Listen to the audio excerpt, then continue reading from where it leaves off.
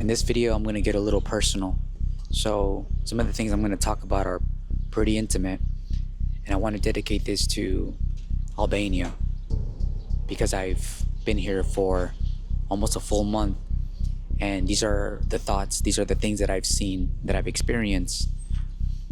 One thing is, almost every Albanian that I come across thinks because I come from the United States that I am rich and that life is easier in the United States.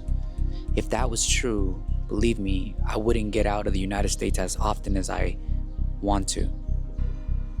You see, the United States, California, is out of control. It really is. It took me over 20 years to get to where I'm at here today. It took a bankruptcy, it took a divorce, it took me being homeless, being a single parent. A lot of struggles. And so the United States is not what people think. It's really not. But now that I'm here in Albania, I also noticed that on the videos that I'm producing, people are arguing with one another.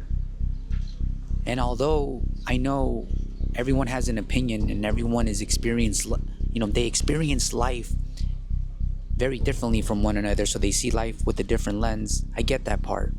But I also want you guys to understand that it's important that we stay united, because the world right now, the elite, the corrupt, greed is at an all-time high.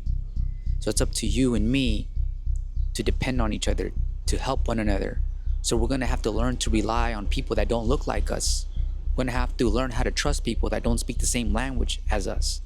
Because ever since COVID happened, the world has been going through this ugly shift in which there's more sickness, there's more poverty, there's more disconnection, and there's more distraction that there's ever been. And so I just wanted to make this video to remind you guys of how important it is for us to stay united. Now, if you're Albanian and you're watching this video, being here in Albania, I can tell you that Albania is winning. Now, Albania is winning when it comes to the United States because you guys still have the essence of connection. You guys still have the wealth of connection, integration, community, family. You guys still have that here in Albania. You guys still have healthy food.